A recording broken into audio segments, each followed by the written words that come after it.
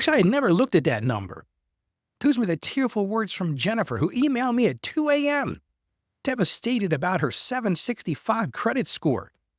She's put her entire life on hold, delaying buying her dream home, passing up a promising business opportunity, and even straining her marriage, all because she's obsessed with reaching that perfect 800. What she didn't know, and what I learned during my years as a credit union executive, is that this obsession might be doing more than just causing sleepless nights. It could be blocking God's blessings in your life. So today I'm going to share exactly why chasing that 800 score might be the very thing holding you back from that financial breakthrough, and how one small mindset shift can transform your entire financial future. So stay with me today as we explore the shocking truth about credit scores that your bank doesn't want you to know, and discover how to find true financial peace without sacrificing your faith or your dreams. Plus, listen to this, I'm going to reveal 3 secret factors that matter more than any credit score. These are factors that I used to approve millions in loans during my banking career. Are you ready to break free from the credit score trap and start living that abundant life God intended for you? Well, this show's for you. I'm truly blessed to have you join me today as we explore this journey together, mastering our finances from that Christian perspective.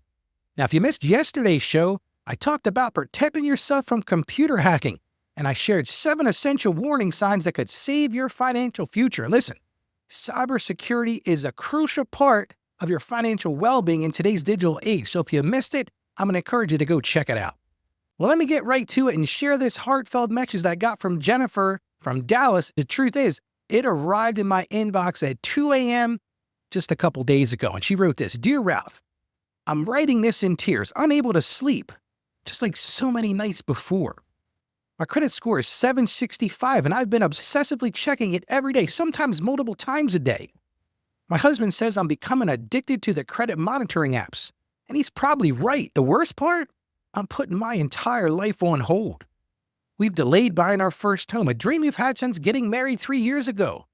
I passed up a fantastic business opportunity to open a small Christian bookstore in our community because I convinced myself my credit score wasn't perfect enough. Every time I see that number, 765, I feel like I'm failing. My friend Jolene somehow maintains an 800-plus score, and I can't help but compare myself to her. I've been praying for guidance, but the anxiety just keeps building.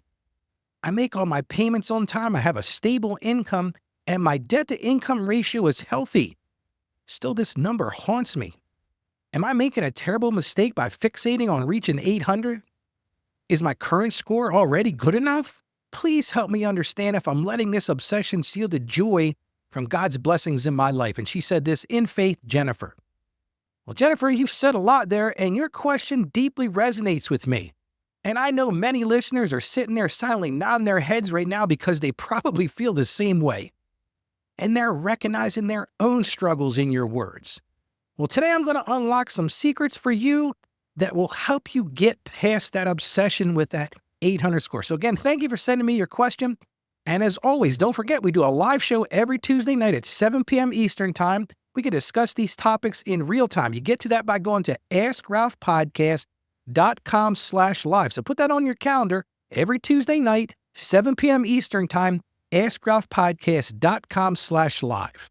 Well, Jennifer, before we get into the meat and potatoes of today's show, let's look to Scripture for some grounding.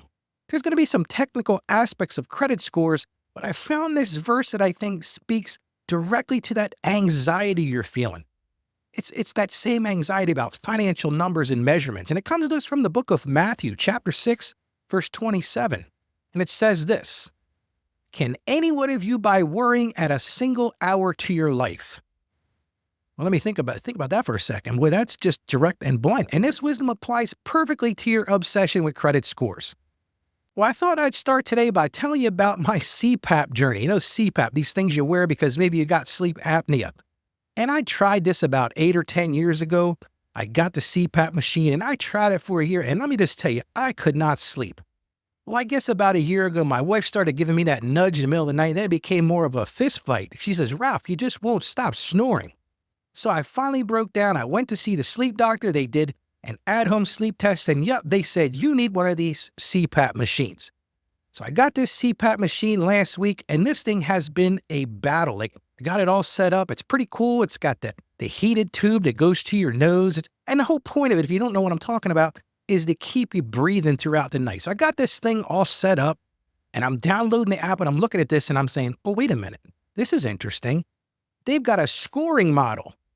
Well, we already have a Sleep Number bed that gives me a score every night for my sleeping on the bed. Well, now I've got a score for this CPAP. And let me just tell you, I'm a competitive dude.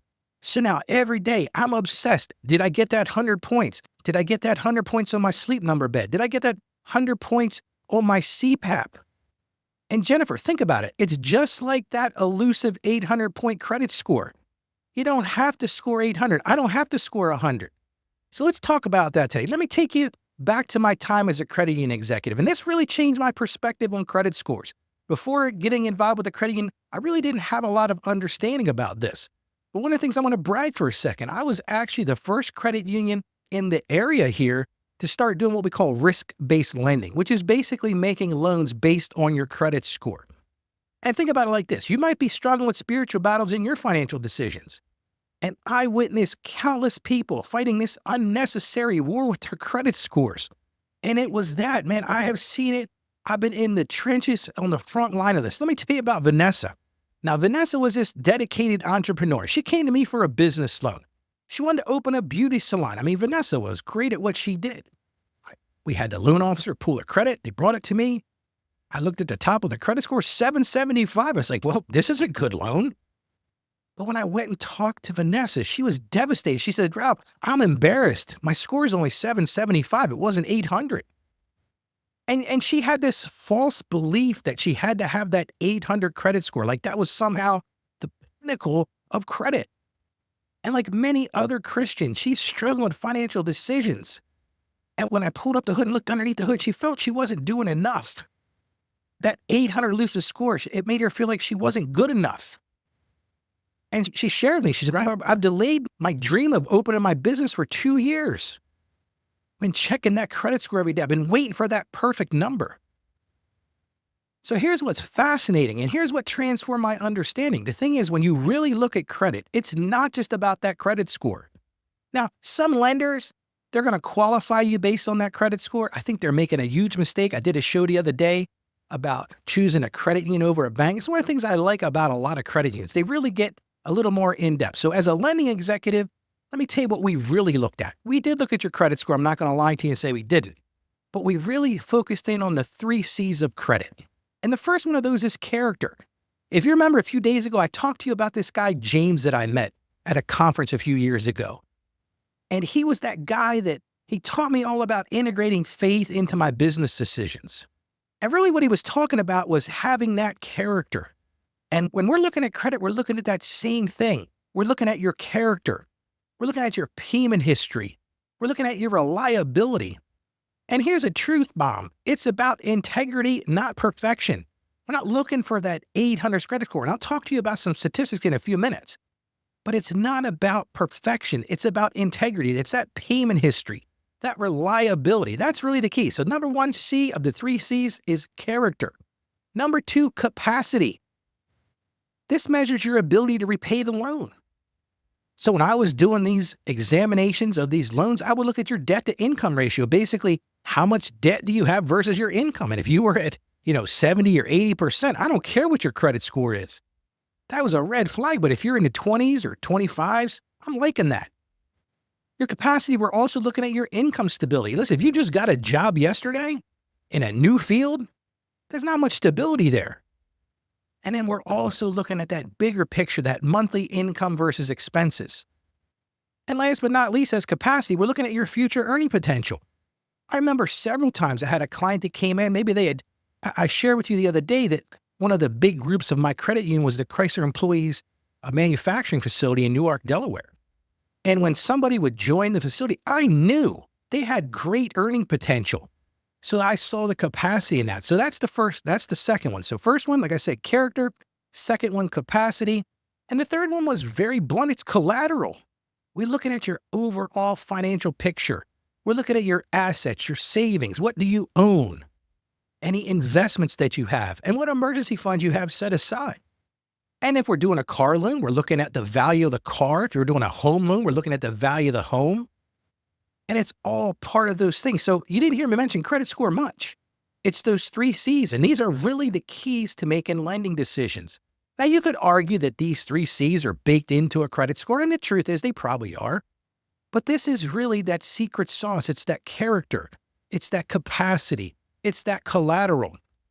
And Jennifer, here's some statistics that I found that might help you sleep better tonight. And I was kind of surprised by these too, but think about this one. Only 20% of Americans have a credit score above 780. So if your credit score is 780 and above, you're already in the top 20%. Here's something that's going to rock your world. Listen to this one. The difference in loan terms between a score of 760 and 800 is typically less than 0.25% of interest. We're not talking about a big deal here. Here's a dirty little secret lenders don't want to tell you. Most of the time, their top tier rates start at 760 to 780. You might be saying, Ralph, what are you talking about? Well, most lenders have tiers. Some of them call them top tiers, some of them call them A, B, C, D, all those type of things. Well, they're in ranges. And what I have found is that anybody that's got a credit score over 760 is generally in that top range anyway. So you're stressing about that 800, but it's really 40 points less and you're still in that top tier. And think about this one. 67% of major lenders consider a 760 plus credit score as that highest category. So see, you're obsessing about this 800 credit score, but even the lenders know that 760 or 780 and above is really good. But here's what really matters. And this is the honest to God truth. I've seen people with perfect credit scores making poor financial decisions. I saw it time and time again. Loan officer would bring me a loan. The credit score was 795. And this person had debt like crazy. They're maxed out on everything. Now, sometimes it's going to affect the credit score, but I have seen people with perfect credit scores making poor financial decisions. And then I've seen other people with low credit scores practicing excellent financial stewardship. It's like that dark night I spent in my office. I was staring at those impressive numbers, but I was feeling empty inside. I shared that as part of a past episode a couple weeks ago. So you can have that fantastic credit score, but that doesn't necessarily mean that you're making great financial decisions. You could have a low credit score. Maybe you're in that rebuilding phase. You're building back that. You're focusing in on that character, that capacity, and that collateral. Well, let me tell you about another guy. And this guy's name, I'll use the name Tom. He was another one from my credit union days. Now, he came to me with a 785 score. And again, he's saying to me, Ralph, he said, I'm sorry that it's not higher. But here's the deal. When I looked at Tom's complete financial picture, I was amazed. Think about this. Here's Tom. 785 score, which is in the top tier. This guy also had 6 months of emergency savings. I don't know too many people that have that. He ran a successful small business, and he even mentored entrepreneurs in his church. And he was saying to himself, he was saying to me even, sorry about it not being higher. And Tom taught me something profound. And let me lay this on you. Just as God doesn't want you to choose between serving him and being successful, you don't need to choose between financial stability and having a perfect credit score. Think about it this way. Your credit score is just one piece of your financial testimony. It's like focusing so much on one verse from the Bible that you miss the beautiful message of it in its entirety. And listen, as Christians, we're called to be good stewards of our resources, not perfect scorekeepers. So I guess I've got to own this myself and not be so worried about that CPAP score tonight or that sleep number bed score. And listen to this. During my years at the credit union, I never once, and I thought about this to prepare for today's episode, I never once rejected someone with a 765 credit score solely because they hadn't reached 800. I can't ever think of a situation where I said, well, I'm not going to apply this loan. I'm not going to approve this loan because your credit score is not 800. In fact, here's what I'm going to tell you, what I noticed. Those people obsessing over reaching that 800 score often delay important life decisions. They miss opportunities for growth. Like you, Jennifer, they're suffering from that unnecessary anxiety. They're apologizing for something. but they're forgetting to celebrate their current financial blessings. Look at Tom, 785 score, 6 months of savings, running a great business, doing all the things. That's the time to celebrate. So just as I learned to find purpose and peace in my business decisions, you need to find peace in your credit score. Stop checking that thing 10 times a day. I'm not saying don't check it at all. If you listen to my show, you know I talk about keep an eye on your credit. But here's the big picture takeaway. Remember, God cares more about your heart and how you use your resources than achieving a perfect number.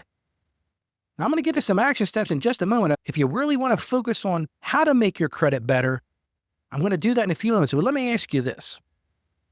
Let me ask you a real blunt question. Has this show made a difference in your life? Have you had that, that aha moment when something clicks about your finances and faith? That could be exactly what someone else is searching for right now. And here's why your voice matters. Everyday people just like you are looking for guidance. And your story could be the nudge they need to transform their financial journey. And your honest review helps them find us in a sea of podcasts. So here's what I'm going to ask you to do. It has quick impact but lasting difference. Take 60 seconds. Go to askralphpodcast.com/review and share a review. Share your breakthrough moment. Help someone else find their path to financial wisdom. Think about that most valuable lesson you've learned from this show. That insight you're hiding. It could be exactly what another listener needs to hear. Be their sign, be their guide. Please do this for me. Go to askralphpodcast.com/review. And together, because we're building a community where faith and finance work in harmony, and your review is more than feedback, it's a beacon for others seeking the same clarity you found. It doesn't have to be complicated. Just give us a 5-star review and talk about one thing that's impacted you on the show. Again, that's askralphpodcast.com/review. And I would really appreciate if you do it today. Well, now let me get to those detailed action steps. And I'm going to tell you, these steps have helped countless members of the community achieve financial peace without obsessing over that perfect score. So number one thing, Jennifer, I hope you're making notes. Number one thing, implement a healthy credit monitoring schedule. Delete those stupid credit monitoring apps from your phone. If you want to have one, keep one. Set a calendar reminder for the first of each month and go take a look at your credit score then. And I said, use just one monitoring service. Like on mine, I have Norton 360. So if something happens on my credit, it's going to pop up. And then document your score in a simple spreadsheet to keep track of the trends. That way you can look at it and say, oh, here's where it was, here's where it's going. Now, you may need to make course corrections. You may find that your capacity has gotten big because you got a credit card max out or something like that, and that's affecting your credit score. So I'm not saying don't change things, but celebrate those improvements no matter how small they are. If your credit score went up by 3 points, celebrate that, but stop obsessing on it. So that's number one. Implement that healthy credit monitoring schedule. Number two, create a financial gratitude practice. I talk about this all the time. Start a gratitude journal specifically for financial blessings and document those weekly financial victories, because when you start to feel bad about yourself, you can go look at that journal, that gratitude journal, and you can see how you're making victories. And when you're praying, include prayer requests about your financial journey. It's okay to pray to God about your finances. And share your progress with accountability partners and focus on what God has already provided. You could be that beacon of light to someone else, just like I asked you for those reviews today. Share that progress with other people because you might be what makes the difference in their life. So that's number two, create a financial gratitude practice. Number three, establish a strong financial foundation. Just like Tom did, build that emergency fund covering 6 months of expenses. Now listen, I don't expect you to get there overnight. That's a big ask. But build that momentum. Another thing you can do is set up automatic bill payments to maintain payment history. That's one of the things that hurts people. Most of the time, your credit's going to take a ding if you make a late payment. So set up those automatic payments. And I've talked about this time and time again. Keep that credit utilization below 30% on all your cards. That is the big record to those credit scores. And like I said, review your credit report for errors quarterly. You don't need to be doing this every day. Another thing to do is consider joining the Ask Ralph Show Insiders group. That's at askralphpodcast.com/group. So that's number three. Establish a strong financial foundation. Keep an eye on it and keep an eye on what's moving forward. Now, number 4, this one is crucial, Jennifer. Develop a holistic financial approach. This is where I'm going to encourage you. Schedule a meeting with a financial advisor. You can schedule a meeting with me. Create a comprehensive budget that's aligned with your values. Set up automatic contributions to your retirement accounts. You notice I'm not saying anything about credit. I'm talking about that holistic financial approach. Review your investment strategy. Document your financial goals beyond just credit scores. You can't just obsess on that credit score. Look at your overall financial picture. Look at your budget. Do those retirement account contributions. Look at your investment strategy. Build that emergency fund. Number 5, build a support system. You don't have to walk this journey alone. Join our supportive community of like-minded believers. Connect with others who understand your journey. Access proven financial solutions. Learn faith-based money management strategies and transform financial stress into peace of mind. Again, you don't hear me obsessing about credit scores. Number 6, practice financial stewardship. That's what this show is all about. It's all about finding and practicing that financial stewardship. Set aside a percentage for charitable giving. Review financial practices. Do that monthly. See what you're doing. Create a system for organizing financial document. And like I said, mentor others. Maybe you'll find these faith-based financial management plans you can help with. And here's last but not least, the one key takeaway today. Stop obsessing about your credit score, but this is the other key takeaway. Start each financial decision with prayer. Ask God for his wisdom and guidance. Lord, I'm getting ready to make a decision. What would you have me to do? And then shut up and listen for his response. You might not like it, but he'll give you a response. And remember, these steps work together synergistically to create just not better credit, but what we're trying to get to is true financial peace. And think about it. Implementing these systematically, you're not just working towards financial freedom, which is what we're all trying to get to, but you're aligning your finances with your faith. You're putting that first. And let me just tell you something. Everything else is going to come into congruence when you do that. Now, I know we've covered a lot about credit scores and why obsessing about 800 might be holding you back from God's plans for your financial life. Well, tomorrow I'm going to change the topic altogether. I'm going to talk about some important new tax issues coming in 2025 that you need to prepare for now. Little spoiler alert. I'm going to give you some, but I think we're going to have a whole bunch of changes. We've got a new administration coming in. We got a new president. We got a new Congress. I think you might see some really amazing things happen in 2025, but I want to at least give you the things that we know about right now. Remember this. My passion is to help you achieve financial success. As you can tell, my passion is about helping you live out your dreams and grow in your faith. It all goes together. And I know together we can master your finances from that Christian perspective. So as I always end this show, stay financially savvy. Jennifer, stop obsessing about that credit score. You're never going to find perfection, my friend. Do your best. So stay financially savvy, and God bless you. Thank you for joining us on the Ask Ralph podcast. And with a simple click to subscribe, we'll invite you back to our next episode. And remember, financial issues don't have to be complicated. Just ask Ralph. The information contained in this episode of Ask Ralph is based on data available as of the date of its release. Saggio Accounting Plus and Ask Ralph Media, Inc. is under no obligation to update this content if changes occur. Applying this information to your specific situation requires careful consideration of all facts and circumstances, and any information provided is not to be considered as financial, tax, or legal advice. Please consult your tax advisor or attorney before acting on any material covered.